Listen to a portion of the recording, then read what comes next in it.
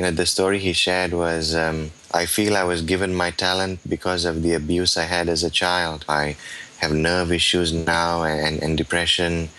The Freedom Project, has helped me open up. The Freedom Project is making my dreams come true, being able to share my art. That's, something so profound, these words. And when I see that, then I realize I have made a difference to someone's life. Yes, indeed. Hi, everyone. I'm JJ Zifanwe, and I'm the manager of the School of Physics at the University of Western Australia, and I'm also the lead of virtual world projects for UWA in Second Life. And you are listening to the Drax Files Radio Hour with Joe Yardley.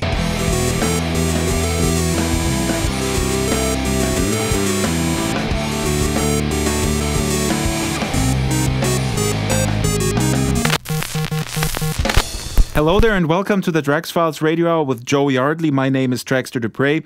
I'm here with Joe Yardley in 1920s Berlin, where it is still a winter wonderland. Hi, Joe. Of course. Guten Abend. Well, yes, it's still quite cold. Winter hasn't ended yet. Incidentally, Joe, Linden Lab has put together a winter wonderland of their own where you can get a snowboard. I know. I've been there. And I've been chatting with Lindens and moles, and I drove one of their strange vehicles and ran over a linden and then got applauded by moles, which was probably the start of a virtual war. And they have snow guns and you can actually shoot lindens. It's great that you ran over them. That's even more creative than shooting them. They're so violent. Yeah, I know. It's all about violence in the virtual world. Don't mind me. I love violence. As we go to air, it's happening today. You should head over there right now. Lindens are in, I think it's 10 a.m. Friday. As we go to air, there's a big fight announced. Watch the promo video. It's very funny. Anyway, let's get on with it, because on the show today, JJ Zinfenwee, manager of the School of Physics at the University of Western Australia in Perth. He has been instrumental in curating interactive art and machinima in Second Life. As you may know, the UWA, under JJ's guidance, has been giving away real prize money for themed contests. They're really tapping into a lot of people that I had no idea even made machinima. I mean, this is the go-to resource for me to look at stuff that combines art and machinima. They have these challenges. They're giving away money. I also spoke with JJ. You will hear about the Freedom Project, which was not a challenge, but that was a showcase of machinima and art from people with disabilities. An amazing project. They have a book that came out that chronicles those. We also talked about how the University of Western Australia utilizes Second Life in various capacities throughout the campus. Australia. I love Australia, mate. Sorry. I apologize. I have Australian relatives, and when they were over, we talked like this all day. It was fantastic, mate. I love them. They hate me, which is understandable. It is so hilarious. I can't contain myself. We got to get on with the show. But I'm terribly sorry what happened again, but I really, really like Australians. Can't help it. I try to stop myself, but I can't. All right. After a week of this, my Australian relatives wanted to kill me, which was fine. Anyway, Joe, as you know, people don't only say that SL 1.0 is dead, they also say that education in Second Life is dead, which is not true when you listen to JJ talk about how Australia, how the campus of his school, how the faculty uses Second Life. It's quite amazing. I really had no idea that Second Life is alive and well in education in Australia. Australia. Okay, that's Just it. don't do the German accent, okay? Yeah, let's not do the German accent. That's not funny. What are you thinking about? I am thinking about that you can get in touch with us, dear listener. You can ping the show's avatar Drax Files. You can send us news scoops, press releases. Let us know what's happening in Second Life and elsewhere in the virtual realm. On Skype, you can leave a voicemail under Drax Files. And the email is radio@draxfiles.com. You can become a sponsor with us. You have your own banner displayed on the website and mention every single show in the credit sequence. You can also support this show on an individual basis by taking out a voluntary subscription. It's exactly $100 Linden per month. That's exactly $25 Linden per show on average. Send us a message and we'll send you the subscription device.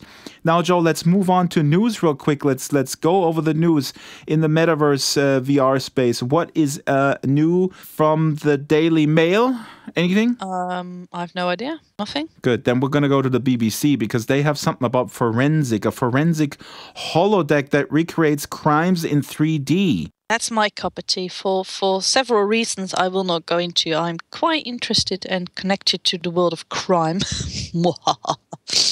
And I love this stuff. I mean, the graphics, they look worse than Second Life in 2007. So what do? They just recreate crime scenes and you put an Oculus on and then what? It looks like they've used one of those 3D scanners that scans an entire area. By the look of the graphics anyway, I'm not quite sure.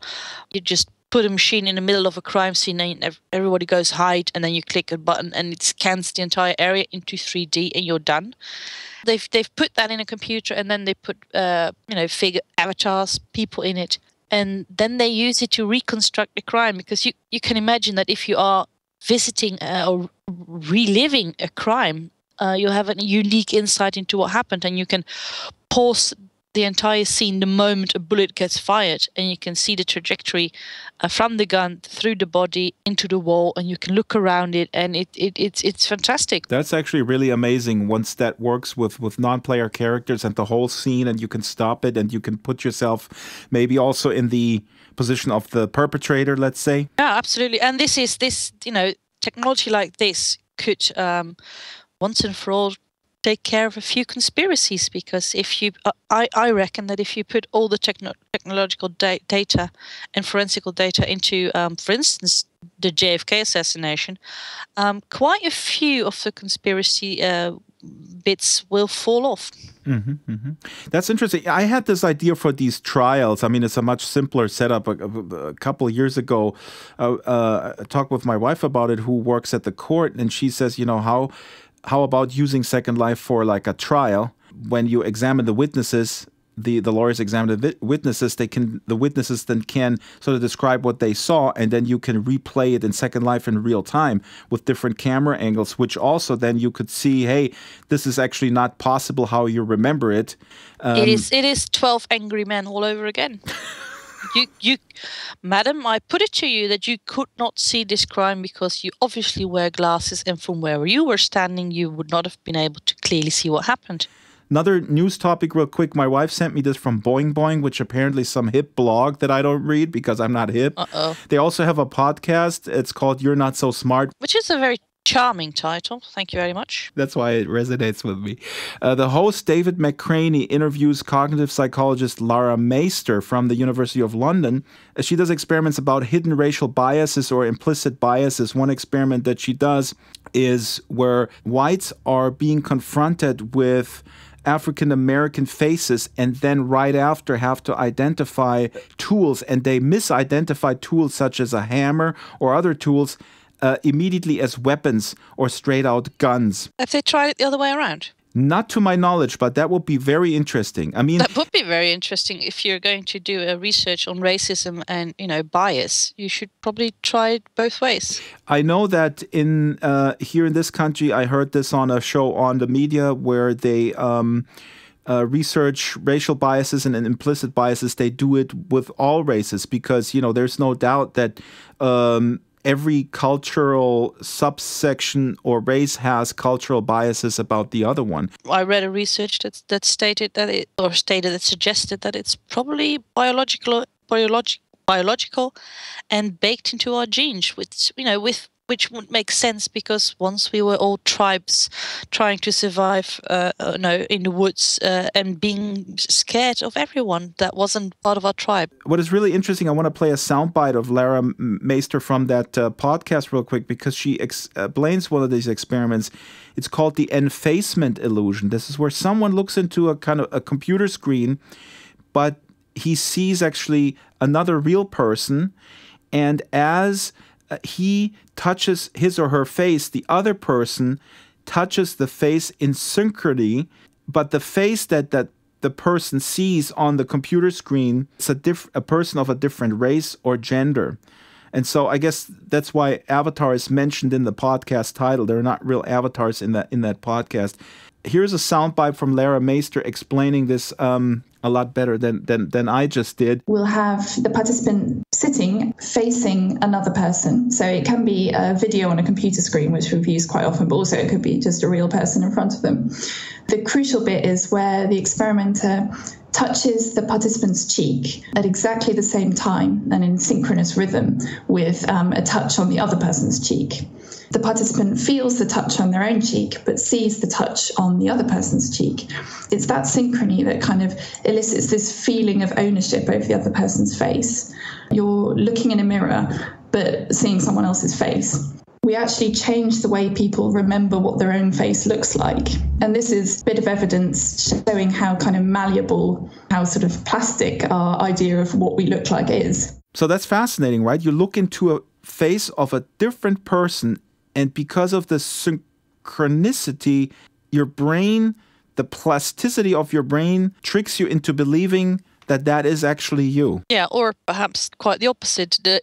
Our brain is not being able to manage to understand, so it's not very flexible. It just sort of shuts down. A little shortcut in your brain to go, what's happening? You know what? That's actually when I'm in Second Life for too long, I actually believe that I'm really trim and I have a six-pack and nice muscles, yeah. Yeah, you can say that, your brain is so smart that it can make this change, or you can say your brain is so stupid that it shortcuts when, it gets confused when it sees these things.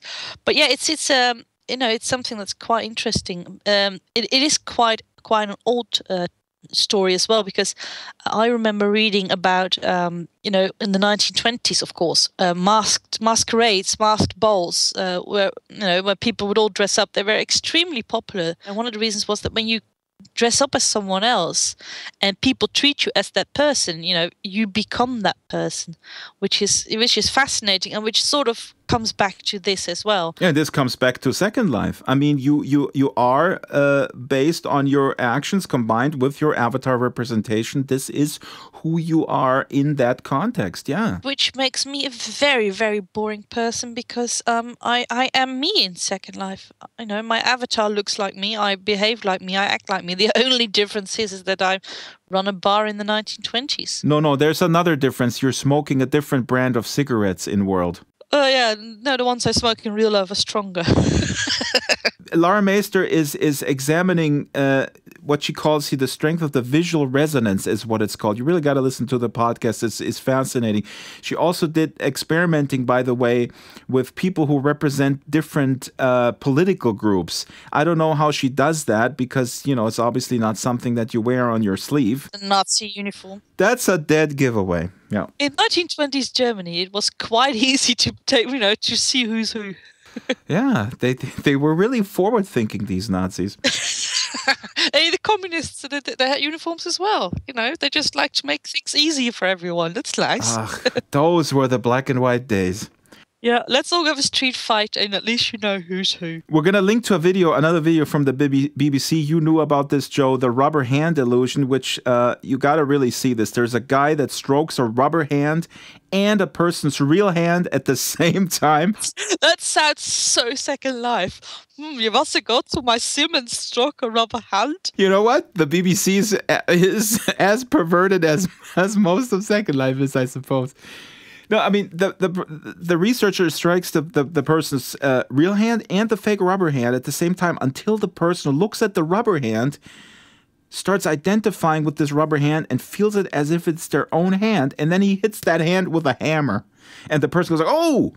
And feels for a second that anguish and that pain. It's amazing. Well, or expects to feel it. Yeah, I mean, the reaction is as if he felt it. Yeah, your brain sort of, again, stops working. People are so stupid. I'm waiting for the 50 comments on the blog that says, yeah, when I stroke something in Second Life, I feel it too.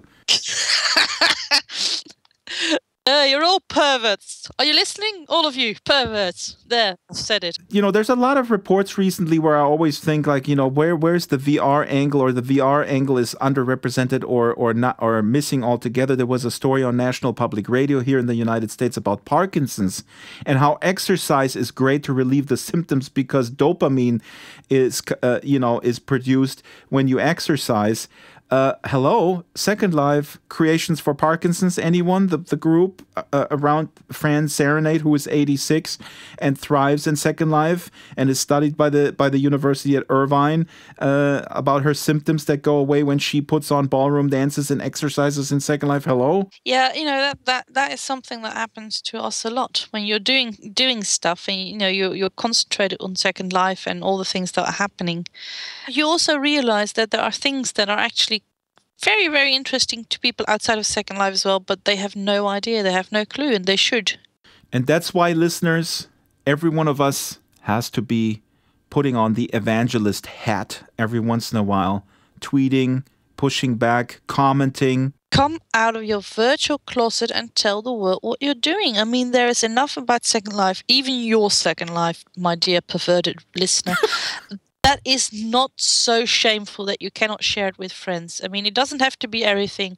Maybe just, I don't know, a Drax Files episode or some of the very best screenshots. You don't even have to tell people that you are in Second Life. No screenshots of you stroking things, though. Put one of the nicest screenshots you see of Second Life or a video and put it online and says, look what this is. And you don't even have to tell your friends that you're in Second Life. But it is, sort of fixing the reputation of Second Life is partially our job as well. Absolutely. I absolutely agree.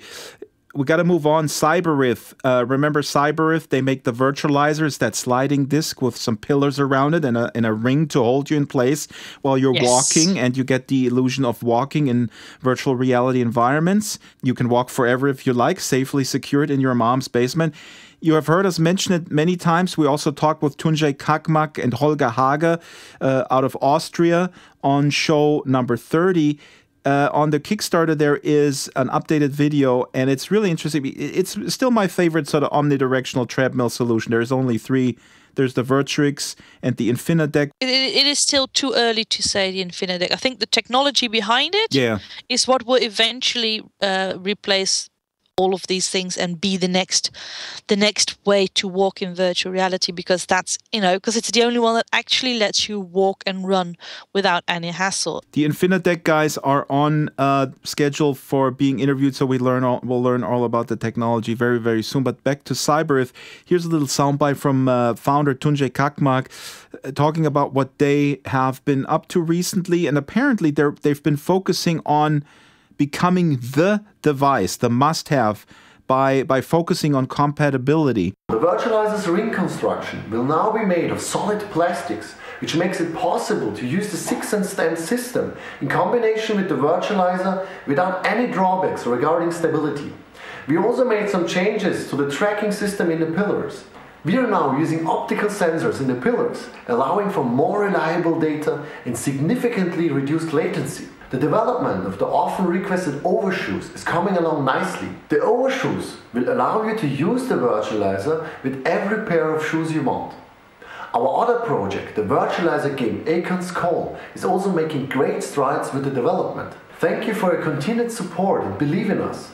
Without your help, we wouldn't have come so far. Tunjay mentioned the game. By the way, we're going to put the trailer up on the blog also. They're developing it and supposedly showing the capabilities of the virtualizer. Kind of looks like a virtual world almost.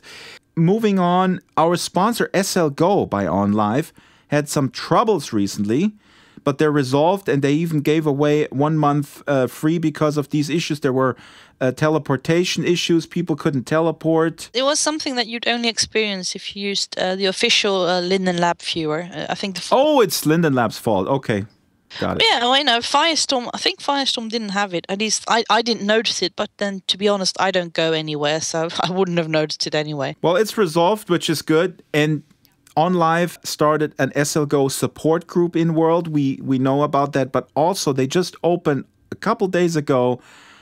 Or did they open to? Are they opening today? Well, we're so part of the VIP crowd that I don't even know, because we were there a couple days ago.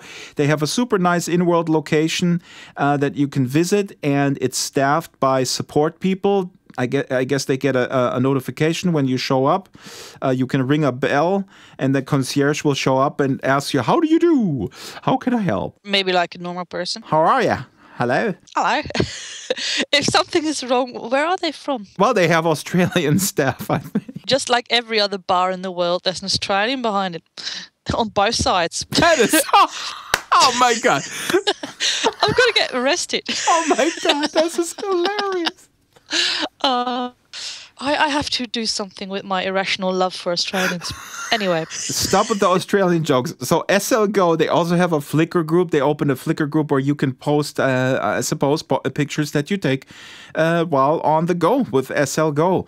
Yeah, because SL Go gives such graphic, amazing pictures that it is the perfect tool to make pictures with. I've only just rediscovered photography in Second Life myself thanks to SL Go, so I've been making pictures like there's no tomorrow. Again, Second Life SL Go works on PCs and Macs. It upgrades your old machine, which is, again, seems to be kind of lost within the debate how much it costs, which I think is not that much given what it provides and what it does. So, well, I'm Dutch, so it's always too expensive. But yeah, absolutely. Everything above zero is too expensive. Yeah, absolutely. But it's it is cheaper than buying a new computer. And if you're in Second Life, you need a new computer every month. So well, the island is work in progress.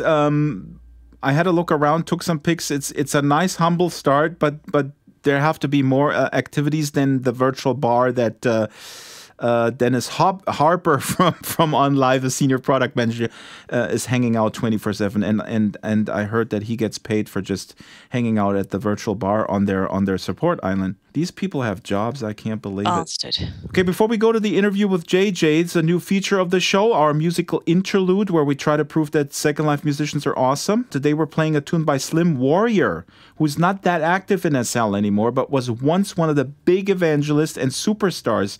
She's from the United Kingdom. She was on many television shows, and they're all on YouTube. It's really fun to watch those when the mainstream media cared so much about Second Life. Slim Warrior with her song, You Gave Me Love.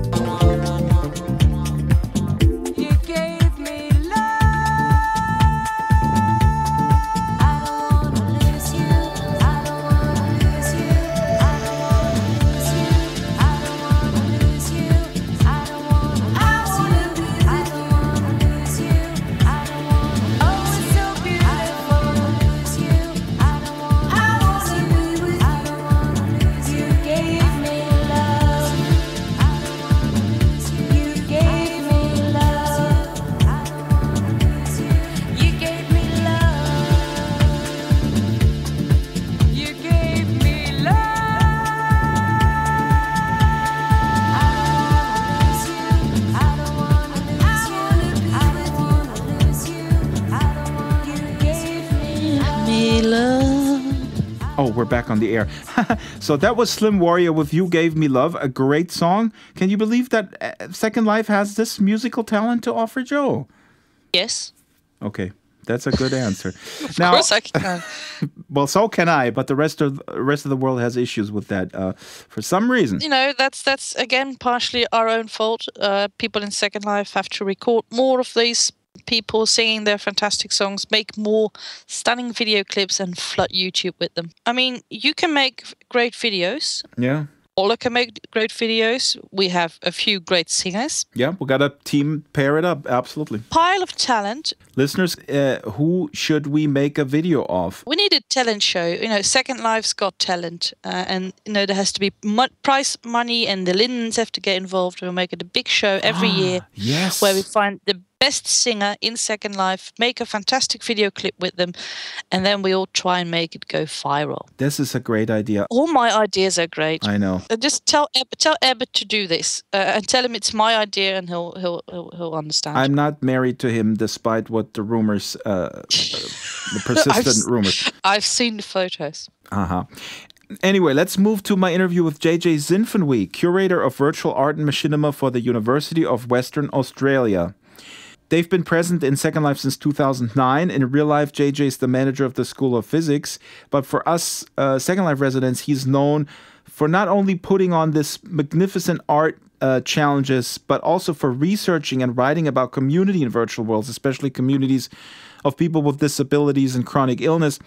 Their Freedom Project, as I mentioned at the top of the hour, produced a book with art and stories by disabled folks, some of them telling very detailed stories, some of them letting their art speak for itself.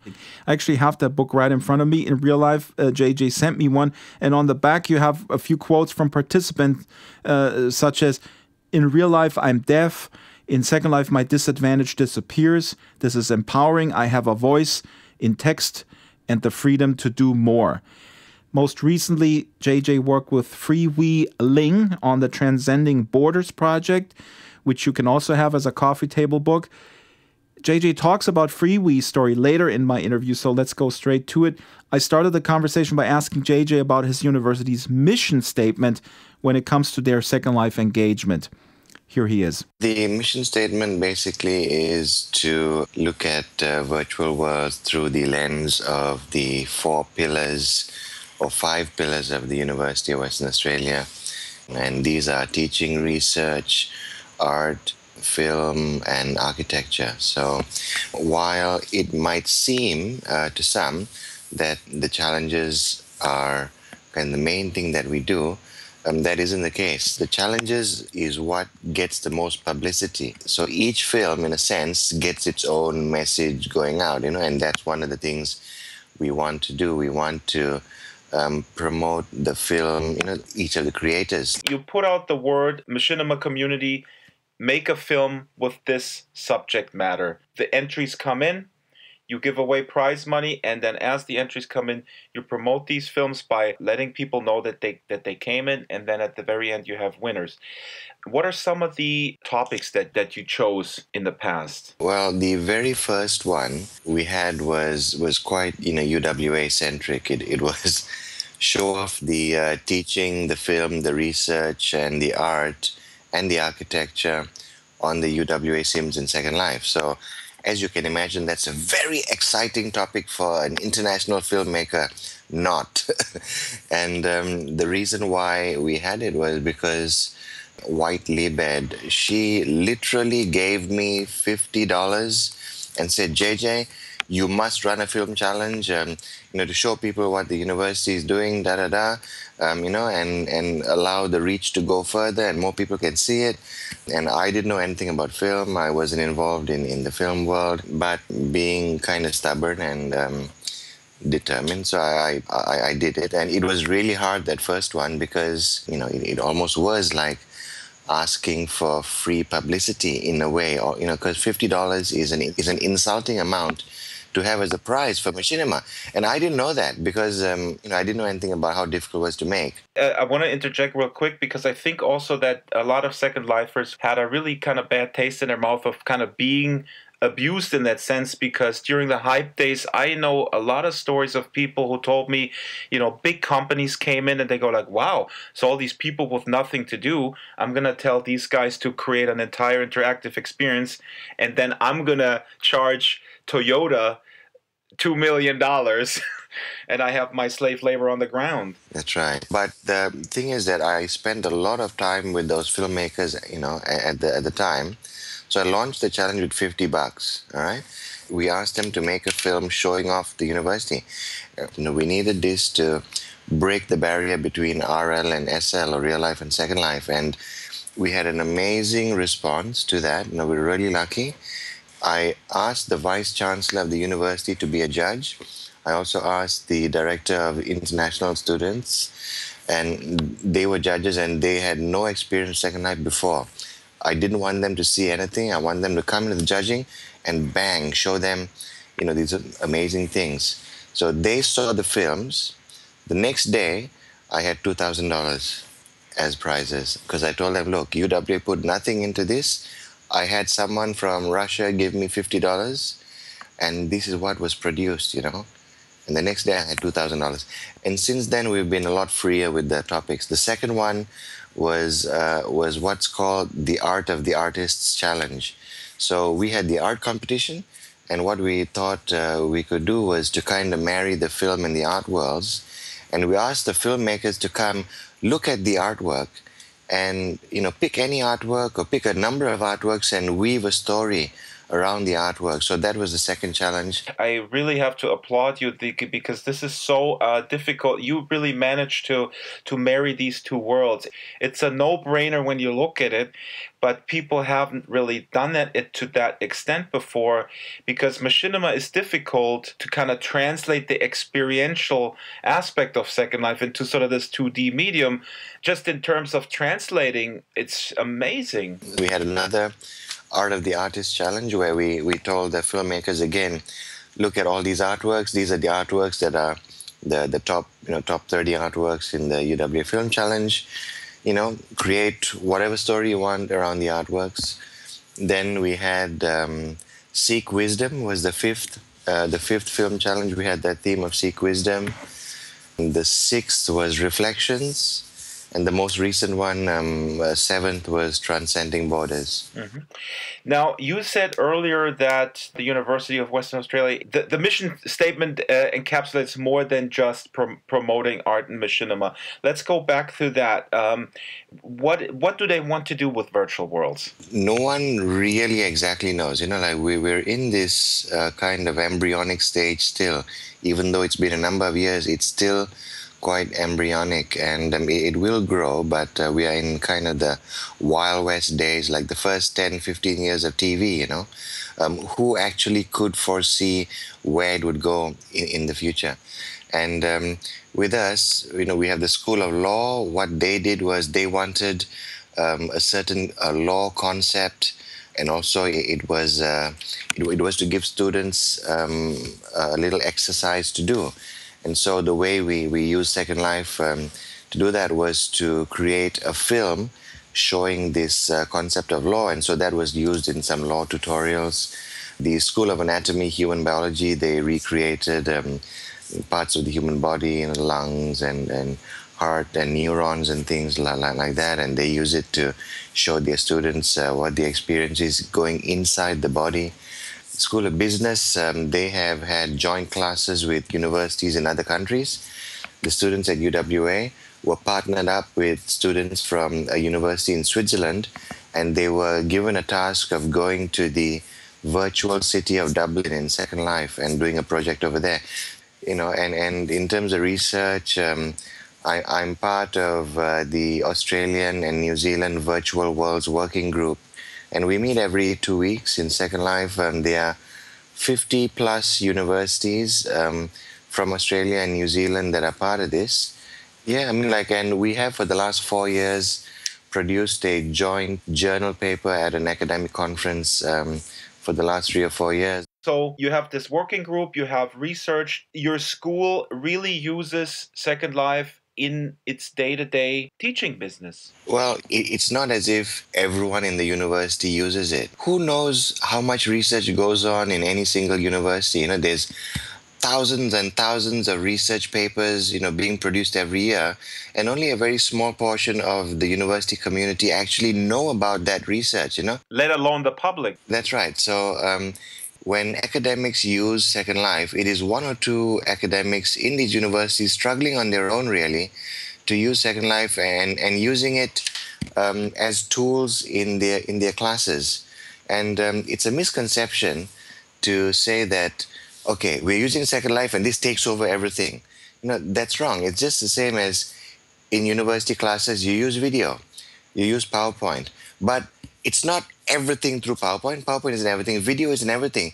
In Second Life isn't everything as well. So Second Life is a tool you use when it makes sense to convey a certain part of your teaching program. I'm simply amazed at the kind of support that I'm hearing that you guys are getting, because in the United States, I don't want to make that blanket statement, but in my own experience, it is almost over for most of them. They have abandoned their efforts to make Second Life work within the university framework.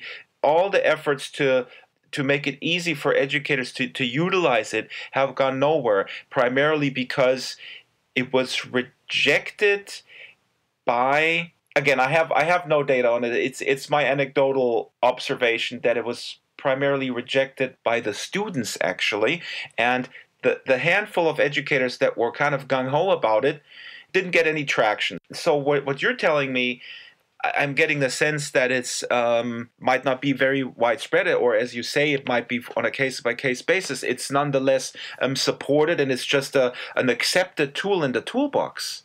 Also, using it to teach students also isn't the only way that Second Life is useful in education. It's useful in research. I've been writing a few papers on communities of practice in virtual worlds. So community development through virtual worlds within the art community, community development within the film community, within the community of individuals who are disabled and who are chronically ill. So there's a lot of research and a lot of interest, actually, in how virtual worlds are able to develop and maintain and grow communities, allowing people who are geographically isolated, psychologically isolated sometimes, or who feel isolated in society, a lot of different ways universities can use Second Life, than just, teaching it and using it to teach in classes. Yeah. You're preaching to the choir. But still, the perception of Second Life, or the acceptance within the educational body of your university, because this does fascinate me, there is a very strong rejection by some. And I don't know where it comes from. My guess is always that it's possibly, it kind of looks like a game, so a game has nothing to do in a serious teaching situation. Give me the sense from Australia. If it's presented in the right way, it's always accepted. I do presentations on Second Life probably twice a month, to various groups. When people want to come on tours, school kids want to come on a tour to UWA, they want to see something, have a physical tour, etc. Quite often I'm invited to give, a 45-minute talk to them, about Second Life. And when it's presented in the right way, value is added. So, like, I never send a photograph, or I never send one video, or send an article or something to someone. I'll say, all right, no, when do you have time? I'll need about 45 minutes. Then I'll show you. I can't, people have heard about, hey, I heard that you did this, can you show me? I said, no, I can't send you stuff. No, if you want, you come spend some time and I'll show you.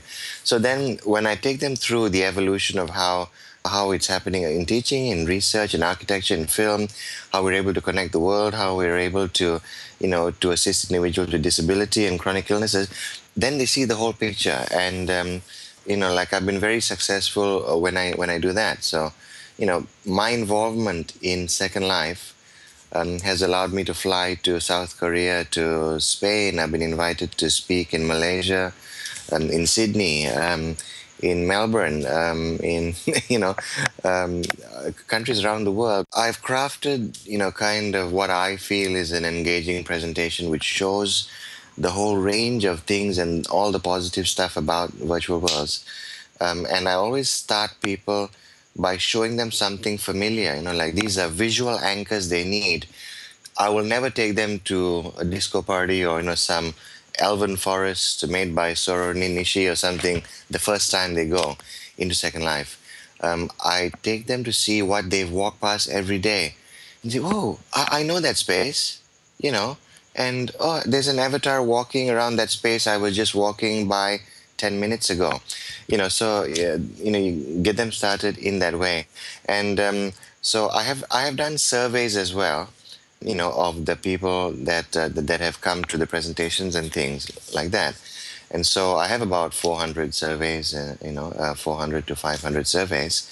And 75% in the survey, they said that watching the virtual presentation of the university has increased their perception of the overall university. Probably 15% is the same. So there's no change after seeing it. Yeah, okay.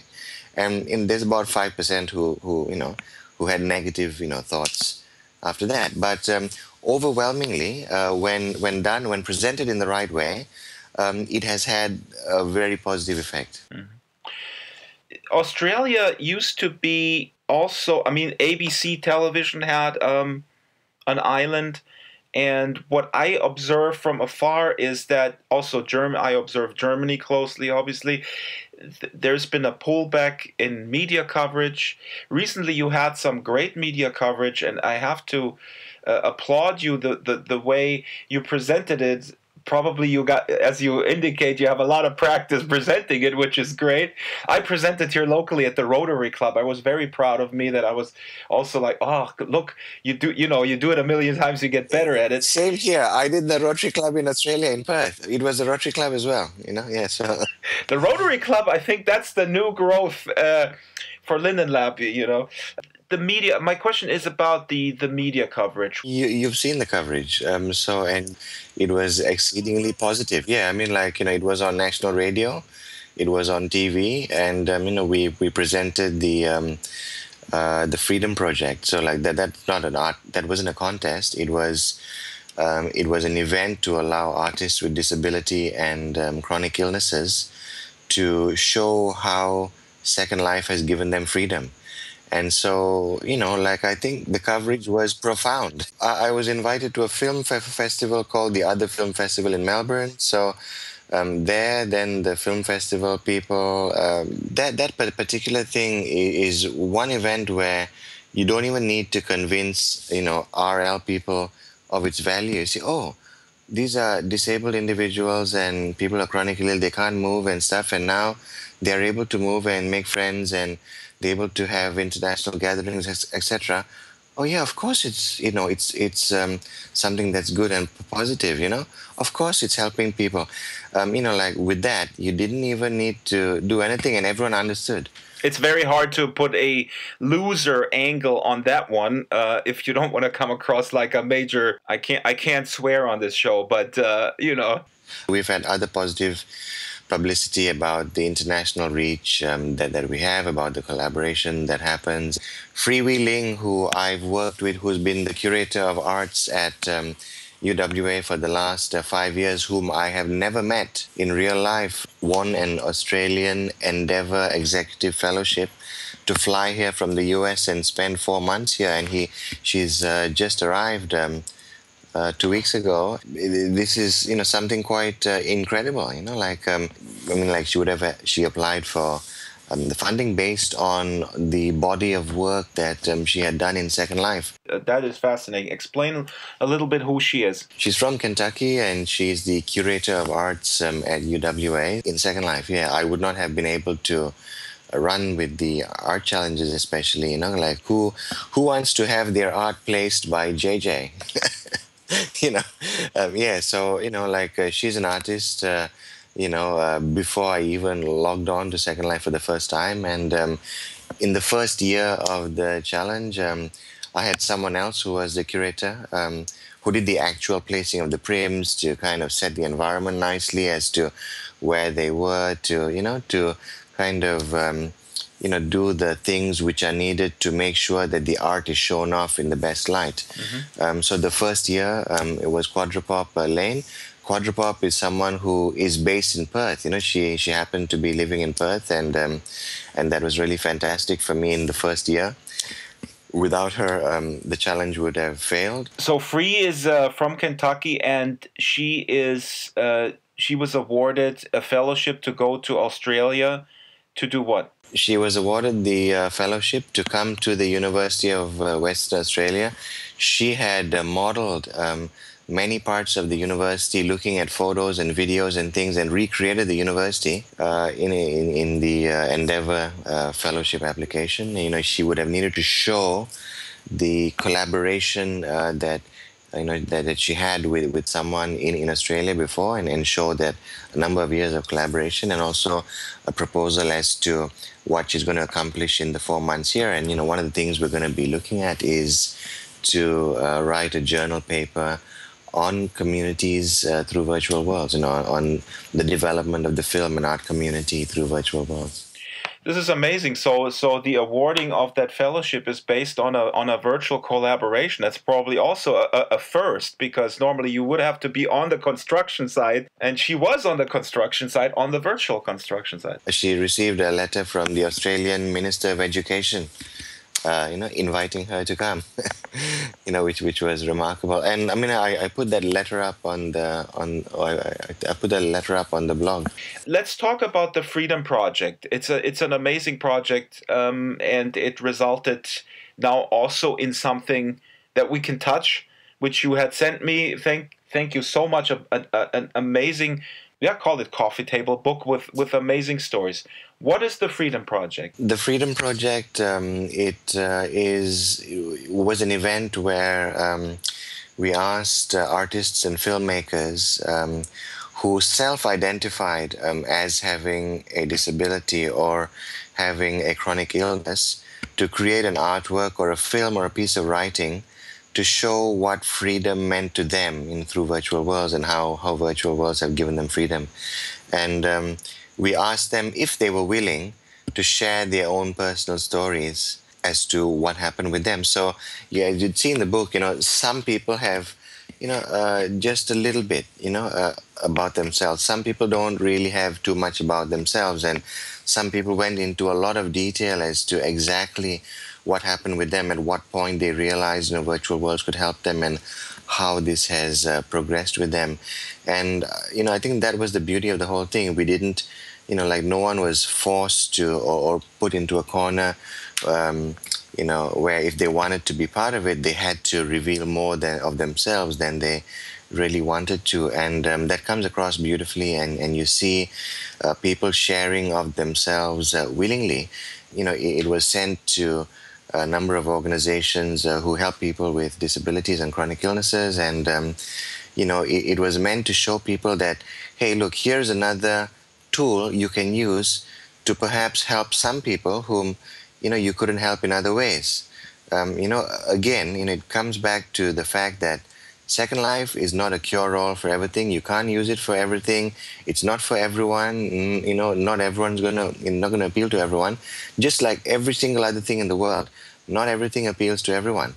Give me a few examples of the Freedom Project that stick out to you. The one that stuck out probably the most was the story of Johnny Lane. He's from Salem, Missouri, and the story he shared was, I feel I was given my talent because of the abuse I had as a child. My mother broke my neck, a rib, leg bone, and I have nerve issues now, and depression. And the Freedom Project has helped me open up. It's making me much happier, and I've never been this happy in a long time. The Freedom Project is making my dreams come true, being able to share my art.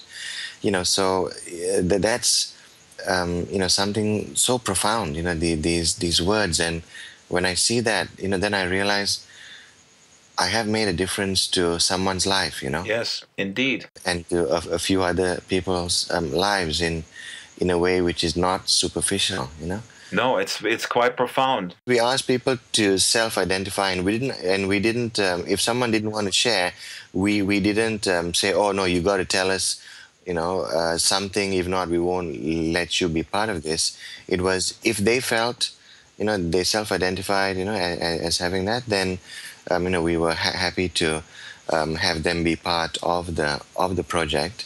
And I think it's beautiful that in the book you have some, real life photos of people and some, second life photos of people. We seem to have this backlash on the internet for a while now. I think with the advent of Facebook, I think it probably started where Mr. Zuckerberg convinced everyone we want to all be out there. And then there was a backlash that coincided also, of course, with trolling and griefing. And all of a sudden, anonymity is sort of this boogeyman. While I would maintain, and many in Second Life see this as a tremendous power over identity that we have. How do you, though, explain this to someone who comes to you and says, well, you don't know who anybody is. It's just a bunch of crazy people and there's no accountability like there is on Facebook or other places where you're the real you. Now there's Facebook. Even though you put a photo there, you can put any photo there. People, do you believe that everyone on your friends list is who they say they are if they don't use a Second Life photo? Do you really believe that?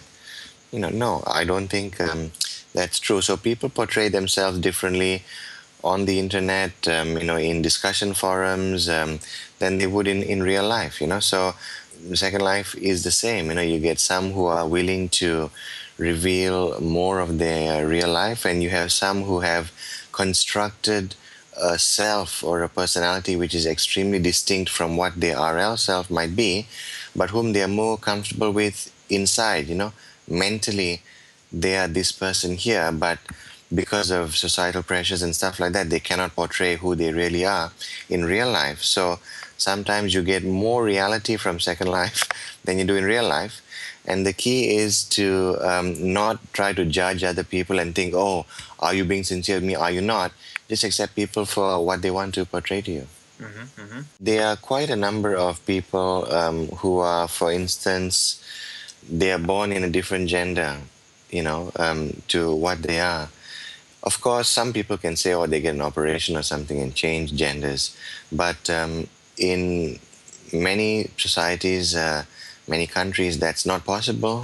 Sometimes because of family, sometimes because of funding, of money, many people portray their true gender in Second Life. And they can't portray their true gender in real life, So this is one thing I have found. Many people, also we see with students, Professor Wade Halverson, who I work with, he's the one who uses Second Life for the School of Business. What he found was that students who come from cultures which are less direct, they are more shy and they're more reticent to speak out. Once they used their avatars, they were more willing to engage in the class and more engaged to speak and discuss things with the lecturers because they had, they had another self whom they could kind of, in a sense, hide behind, but they felt a lot more brave. And so that was what his research showed. That's a great example. And you yourself are really morphing. Do you feel you're morphing into a sociologist? In a way, with all your work on, intentional communities? And it's quite incredible to me, because as I already told you, my involvement in Second Life has given me the opportunity to travel, where I wouldn't normally do. It gives me the chance to, while I'm doing the human resources paperwork for a new staff member coming to physics and giving an induction tour to a PhD student at UWA, 10 minutes later, I'm talking to Drax Despres, the famous machinimontographer, through Second Life, living in Europe. And, 10 minutes later, I'm having a discussion with a French artist. And I'm also being griefed by a troll, in Second Life. So all in one afternoon. So, that's right, all in one afternoon. So it kind of lends a richness to the things that I'm doing. And the university, like they're aware of what I do and what's been going on. It's always brought positive name to the university, so they're happy for me to continue doing it, and that's the beauty of it. Yeah. So that was JJ Zinfandwi out of Australia, tirelessly promoting Second Life as a platform to express yourself. We mentioned his television appearance, and we're linking to it on the blog. We're at the end of the show, but I forgot this. I need to mention this teaser for future show. In the very near future, we will have on this show former Linden Lab CEO Rod Humble. He just almost released, I think the release date is February 12th, his game Cults and Daggers on Steam through his company Chap Hat. It's a game about spreading a cult throughout ancient Europe. We will talk with him about gaming. We'll talk with him about the artificial intelligence that is used in this game, which seems quite a feat in its complexity and possibility. We'll talk about why Rod gave us Ebbe Altberg as the new CEO. Thank you, Rod. And why Rod is no longer at Linden Lab, and why the heck is he doing electronic music in his garage? Seriously, he has an album out under the Chap Hat label, and it's not that bad. So that's the teaser for the future. We don't have it nailed down when it's going to air, but it's happening. Joe, what are you doing this weekend? Anything exciting? Yes, there is a new contest that Linden Lab is starting. Really? The photo, yeah. And generally, I don't like contests because either you have to do something really stupid or the prizes are totally uninteresting and not worth the bother. But I really like the idea of this one. They want you to make a photo booth picture. Make a funny photo booth picture of you and your friend, or you alone, or dressed up, or whatever, staring into the camera like one of those passport photos. It's interesting that you mentioned the photo booth contest because incidentally, Ziola Linden, who is in charge of all this stuff, spoke to me just this morning, and she has more information about the photo booth and about all the other stuff that she does. So let's go out with Ziola talking about the photo booth contest and about her work.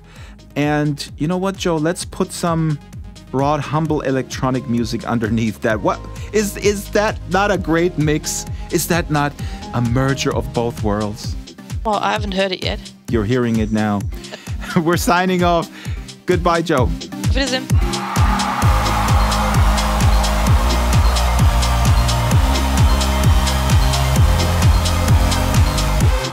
I'm Ziola Linden. I am the lead community manager at Linden Lab.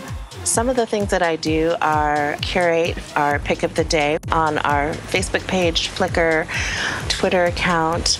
I handle the messaging on all of those channels as well. Recently, we've done a couple of in-world meetups. The first one was actually at the home of the moles, which was a really, really great experience because I think a lot of residents are very familiar with the work that they do, and they kind of got to get a tour of, where they do their magic. It's really great to see that, residents are really happy to see us in world and really willing to sort of hang out and interact with us.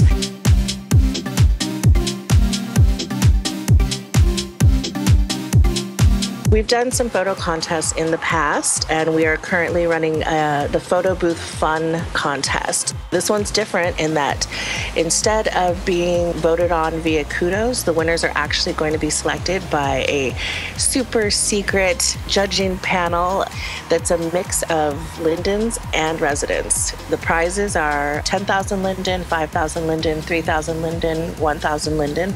Like most contests, there are some restrictions on who can participate and have a chance at the prizes. So this one is strictly for our residents. I can't wait to see what they come up with. Working at Linden is a really wonderful experience, particularly in this role. Community is such an important part of any product. Every day I'm sort of blown away by some of the creative things that people come up with and take the tools that are available to them in Second Life. That's amazing. That's one of the best parts of my job. There's lots of great things about my job, but that's one of the really, really standout things is to see that kind of stuff.